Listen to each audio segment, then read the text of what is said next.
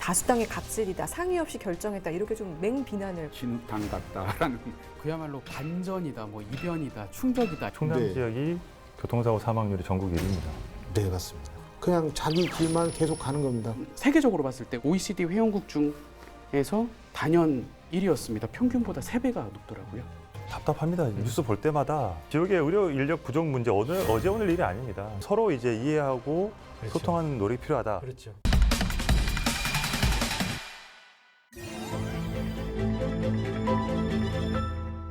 의장, 부의장, 그리고 상임위원장 이렇게 또 직책을 맡게 되잖아요. 쉽지 않은 과정들이 지금 나오고 있어서 좀 논란이 되고 있죠. 서산시 의원이 전체 13명이거든요. 통합당, 민주당이 7명, 통합당이 6명입니다. 통합당이 이렇게 반발하는 이유가 의석수로만 보면 민주당과 한 석 차이인데 왜 주요 자리를 민주당이 다 가져가느냐 그거거든요. 다수당의 갑질이다, 상의 없이 결정했다 이렇게 좀 맹비난을 퍼부었습니다. 당진시 의회랑 지금 구성이 똑같더라고요. 13명인데 민주당이 7명, 통합당이 6명 딱 똑같은데, 그래서 자연스럽게 이제 의장은 그 민주당에서 배출이 되는 거 아닌가 모두가 예상을 하는 상황이었죠. 투표 결과 막상 뚜껑을 열어보니까 그 통합당의 최창용 의원이 7표로 가장 많은 표를 받았고 민주당의 임종옥 의원이 6표로 나온 겁니다. 그러니까 이제 민주당 의원 한 명이 그 통합당 이제 의원에게 표를 던졌다라고 강하게 이제 추정을 해볼 수 있는 상황인 거죠. 비밀 투표이기 때문에 누가 누구한테 투표했는지는 알 수는 없지만 통합당에서 민주당이 2표 찍고 이쪽에서 3표 찍었을 수도 있잖아요. 네, 그렇죠. 아무도 모를 일이죠. 아무도 모르게 네. 되는 거죠. 한석 차이로 갈렸어요. 이거에 대해서는 뭐 어떻게 보시는지. 예, 우리 충청권 같은 데는 또 좀 뭐 양당 구조라든가 뭐 그런 곳으로 가다 보니까 뭐 한석이 굉장히 중요한 역할을 하거든요. 예, 그 중에 한 명이 만약에 이탈자가 생기면 그 다른 당에서 이제 또 뭐 의장을 차지하던 또 뭐 다른 여러 가지 또 위원장을 차지하니까 좀 진흙탕 같다라는 그런 생각도 하고 이제 그런 것 같아요. 다음 예산군하고 청양군 한번 볼까요? 여기는 조용히 끝났나요? 여기도 순탄치 않았습니다. 예산군 의회는 의원이 총 10분인데 민주당 5석, 통합당 5석, 같아요 의석수가. 여기는 정말 완벽한 균형을 이루고 있거든요. 근데 이제 의장 선거 때 그 민주당 의원 5분이 모두 다 이제 좀 반발을 하면서 퇴장을 할 줄 알았는데 유일하게 민주당의 박응수 의원만 그 선거에 참석을 했어요. 네, 그래서 정족수가 된 거죠. 통합당 의원 5분, 민주당 의원 1분에서 6명으로 이제 선거를 치를 수 있는 요건이 딱 된 거예요. 그래서 이승그 의장이 선출이 된 겁니다. 이어서 바로 부의장 선거가 있었는데 이 선거에서 바로 그 민주당의 박응수 의원이 선출이 됐습니다. 네. 뭔가 결과가 예상되는 참. 뭐 그 사이에 무슨 일이 있었는지 모르겠지만 아무튼 그렇게 됐습니다. 인간의 시청자들이 네. 이런 부분을 시청자분들은 잘 모를 수도 있어요. 그렇죠. 네. 아, 그럼요, 모르죠. 이게 뭐 학연 지연에 이렇게 앞으로 자기의 뭐 정치 노선이나 이런 것들까지 모든 걸 감안해서 한 표를 행사하는 거 아니겠습니까?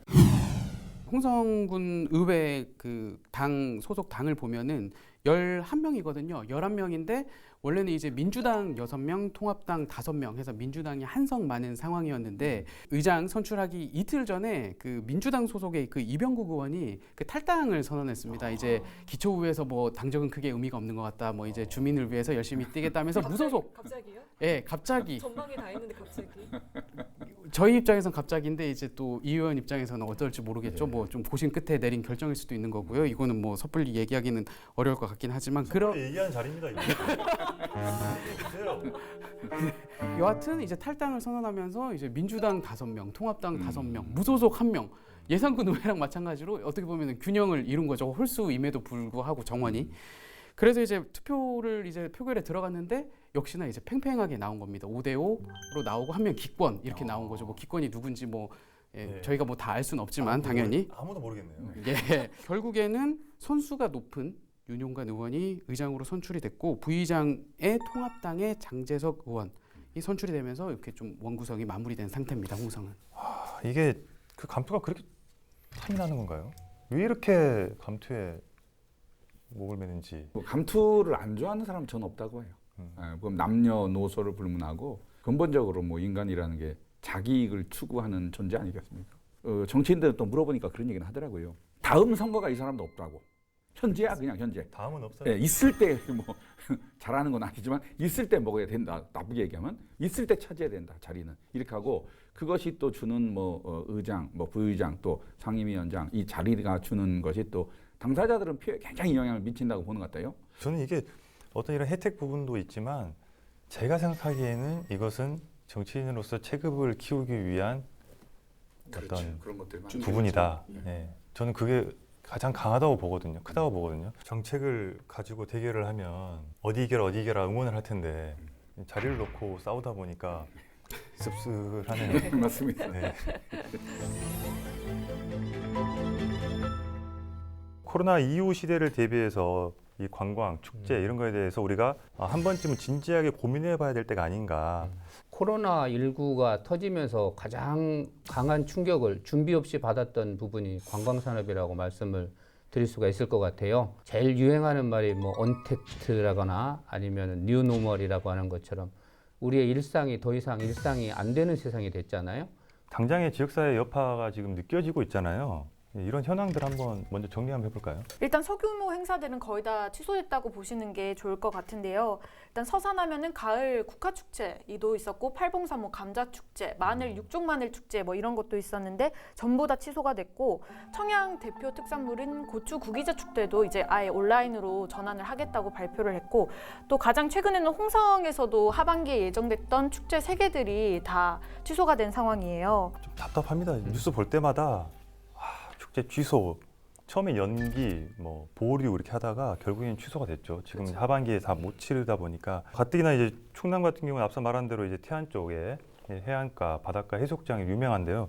해수욕장 상황은 어떤가요? 해수욕장은 확실히 좀 줄었습니다. 지난 7월 26일까지 해수욕장 방문객이 37만 명이었는데 지난해 같은 기간에 방문객이 69만 명입니다. 대략 절반 정도 수준으로 준 건데 이게 또 반전이 있더라고요. 이거는 이제 해수욕장만 이제 통계를 낸 거고 캠핑장이나 탐방로, 뭐 수목원 같은 태안 지역의 모든 관광지를 또 합친 통계를 보니까 지난해와 올해가 별반 차이가 없었습니다. 지난해는 23만 7천 명, 올해는 23만 6천 명으로 불과 올해 한 1,000명 정도만 줄었어요. 특히 캠핑과 관련한 수치가 눈에 띄게 증가했는데 7월 4일까지 캠핑객이 74만 명, 지난해 24만 명보다 3배 이상 증가했습니다. 최근 다른 사람과 접촉을 피하는, 최소화하는 언택트 여행지가 지금 뜨고 있습니다. 아무래도 코로나 때문에 국민 여러분들께서 그런 관광지를 찾고 있는 것 같은데 이렇게 많은 관광객이 충남을 찾으면 어쨌든 그거에 대한 어떤 대처는 지자체에서 어쨌든 선제적으로 해야 될 것 같은데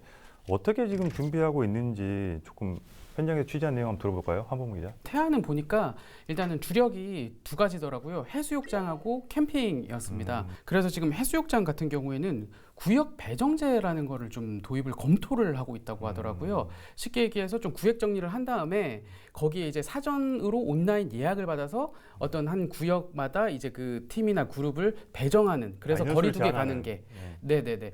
그래서 그런 방식을 좀 검토를 하고 있고, 그리고 캠핑 같은 경우에는 올해 한 100만 캠퍼 시대를 열겠다. 지금까지 한 70여만 명 정도 지금 왔거든요. 그래서 무난하게 100만이 올해 넘길 것으로 보고 좀 방역이나 좀 안전하게 할 수 있다 이런 것들을 이미지를 심어주기 위해서 좀 QR코드로 출입 명부를 작성하게 한다든지 이런 쪽으로 좀 노력을 기울이고 있는 것 같습니다. 여기는 좀 오프라인 쪽으로 얘기를 해주셨는데 저는 온라인 쪽으로도 한번 찾아봤거든요. 보령 머드 축제가 좀 취소되고 대신에 온라인으로 사상 처음으로 지금 진행을 하고 있는데 뭐 보령 시장님이 나와가지고 머드 버킷 챌린지를 한다거나 카메라 어플을 사용해서 올려서 사진을 찍고 태그를 해서 SNS에 올리면 그걸 또 추첨해가지고 그 지역 특산물을 주는 쪽으로 이런 온라인 쪽으로도 되게 마케팅을 활발히 하고 있더라고요. 그래서 코로나19로 여행의 패러다임이 오프라인에서 또 온라인 쪽으로도 많이 바뀌어가고 있지 않나 이렇게 생각을 하고 있습니다.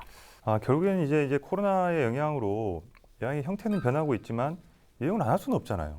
어쨌든 관광 마케팅에 대한 새로운 어떤 개념을 정립을 하고 충남 관광의 미래를 위해서 또 전략을 수립해야 될 것 같은데 지금 방역 그 대책본부에서 이야기하고 있는 것은 이러한 그 팬데믹 현상이 이번만으로 끝나는 것이 아니고 지속적으로 이런 전염병 사태는 계속될 거다 앞으로는. 그렇다고 한다면은 이 방역 대책 매뉴얼을 만드는 것처럼 지역에서도 이와 같은 상황이 발생했을 때에 메가 이벤트나 축제 같은 경우를 어떻게 할 것인가에 대한 기본적인 매뉴얼을 만드는 것이 좋겠다라고 말씀을 드렸습니다.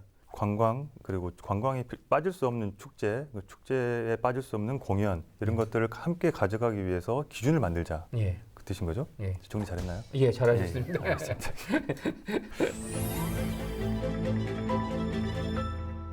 응급실을 전전한다. 그만큼 응급치료를 받을 수 있는 시설이 적다는 의미로 볼 수 있는데 먼저 충남 지역 현황부터 한번 살펴볼까요? 병원을 옮겨가는 거를 전원이라고 하더라고요. 예, 환자 전원 비율이 가장 높은 그 10개 지자체, 전국에서 10개 지자체를 한번 뽑아봤어요. 그랬는데 좀 충격적이었습니다. 10개 중에 5곳이 충남의 시군이었고요. 그 5개 시군이 우리 그 충남방송 시청자가 있는 서산, 당진, 태안, 청양, 홍성이었습니다. 그만큼 지역마다 의료 격차가 크다는 거 아니겠습니까? 이게 지금 최근에 보니까 뭐 1인당 의사 비율만 보더라도 단적인 예로 의사가 얼마나 많이 있느냐 이렇게 볼 수가 있잖아요. 시청자분들은. 충남이 이제 제도시나 다른 지역에 비해서 상당히 낮은 편이더라고요. 얼마나 부족한가요? 인구 대비 의사 수가 충남이 서울의 절반도 안 된다. 이렇게 보시면 될 것 같은데요. 국내 인구 1000만 명당 의료진 수가 2.3명 또 아니면은 2.4명 정도 된다고 하는데 이 지역별로 편차가 아주 크다고 해요. 서울 같은 경우는 의사 수가 1000명당 3명. 그다음에 높은 곳이 대전 2.4명, 부산과 대구가 2.3명 정도. 근데 충남은 1.5명입니다. 아까 말씀드린 것처럼 2배 정도 서울이랑 차이가 나는 거죠. 이 정부에서 또 이제 2022학년도부터 의대정원을 충원하는 방안을 일단 발표를 했습니다. 그래서 이제 지역 의사제 특별 전형 카드를 꺼내 들었는데 어떻게 보시면 실질적인 효과를 기대할 수 있을까요? 지역 정서가 있는 의료진을 그 지역에다가 배치를 해서 그 지역의 정서를 이해를 하면서 근무를 한다면은 좀 실효성은 있을 거라고 봅니다. 근데 이 제도가 사실은 지금 시작해도 10년 뒤에야 의사가 배치가 됩니다. 의과대학을 졸업하고 수련을 받고 뭐 군대를 갔다 오면은 10년이라는 세월이 걸립니다. 그러니까 지금부터 작업을 해도 10년 뒤의 일이고 10년 동안 그 미비점을 계속 보완을 해가지고 이렇게 하면은 저는 실효성이 있을 거라고 보고 있습니다. 사람이 와서 의료시설을 갖추는 게 아니라 의료시설을 갖춰야지만 사람이 오지 않을까 저는 그렇게 생각을 해봤습니다. 최근에 나온 자료가 충남 네. 지역이 교통사고 사망률이 전국 1위입니다. 네, 맞습니다. 1위라고 하는데 그 네. 관련 내용 좀 간단하게 한번 짚어주실래요? 네, 일단 저희 충남에 이제 통계적으로 보면 2019년에 교통사고 사망자가 309명입니다. 2010년에 473명이었던 거에 비하면 35%나 이렇게 감소하였는데 이걸 전국 비교라든지 아니면 인구 10만 명당 그리고 차량 1만 대당 이 비교를 하면 저희 충남이 최하위권에 있는 실정입니다. 보통 생각해보면 차가 많고 사람이 많은 곳에서 사망사고가 많을 것이다라고 생각하는데 그게 아니잖아요. 네, 맞습니다. 충남에서의 교통사고의 일반적인 특성을 보면 한가한 시간에 한가한 도로에서 차가 일단 정지를 안 하고 그대로 가속을 해가지고 직각으로 충돌하는 사고 유형이 많이 발생하고 있습니다. 오히려 방심해서 그런 사고가 많은 건가요? 네, 맞습니다. 앞에 이제 전멸등이 켜져 있는데 그냥 자기 길만 계속 가는 겁니다. 그럼 반대편에서도 똑같이 자기 길만 오는 차량이 또 있습니다. 정확한 순간에 이렇게 직각으로 충돌하는 사고가 많고 또 한편으로는 사람이 아무도 없는 이런 한적한 곳에 어르신들께서 집에 가는 경우가 있습니다. 그때 이렇게 충돌하는 사고도 대다수를 차지하고 있습니다. 아무래도 농촌 지역이다 보니까 농기 교통사고 문제도 심각하다고 하는데 발생 현황 한번 짚어볼까요? 2014년부터 2018년도까지 농기계 교통사고 현황을 좀 분석을 해봤는데 최근 5년간 충남에서는 약 247건 정도의 농기계 교통사고가 일어났습니다. 전남과 경북에 이어서 전국에서 3번째로 농기계 교통사고가 많이 일어났다고 보시면 될 것 같은데요. 근데 이게 발생 건수만 높은 게 아니라 사망자 치사율도 충남 지역이 높은 편입니다. 충남 본부 분석에 따르면 3년간 충남도에서 발생한 농기계 사고 100건당 교통사고 사망자는 15.5%입니다. 충남 지역 전체 교통사고 치사율이 약 4.05% 정도 된다고 하는데요. 근데 이 농기계 교통사고의 치사율이 일반 교통사고 치사율보다 한 3.8배 정도 더 높다고 보시면 될 것 같습니다. 참 이게 가슴이 좀 아프기도 합니다. 경찰이 좀 강하게 단속하면 안 됩니까? 저희는 그래서 전국에서 최초로 국도상에서 암행 순찰차를 이렇게 운용을 하고 있습니다. 다른 지역에는 없고요. 저희 지역에만 있는데 다른 지역보다 이렇게 이제 사망 사고가 많이 발생하고 또 강력한 단속이 필요하다 해가지고 저희가 이제 계속된 요청으로 인해서 작년부터 이렇게 운용을 하고 있는 실정인데요. 이것뿐만 아니라 노인과 교통약자인 어린이들 안전을 위해서 최우선적으로 노력을 하고 있습니다. 특히나가 시설 개선을 통해서도 교통 안전을 이렇게 추진하고 있지만 단속 활동이라든지 홍보 교육 활동을 통해서도 이렇게 최대한 노력을 하고 있는 상황입니다. 그리고 주민들의 의식 향상을 위해서 찾아가는 안전 교육 활동도 이렇게 함께 할 예정입니다. 먼저 충남의 노인 자살률이 얼마나 심각한지 예. 일단 한범우 기자 내용 한번 살펴볼까요?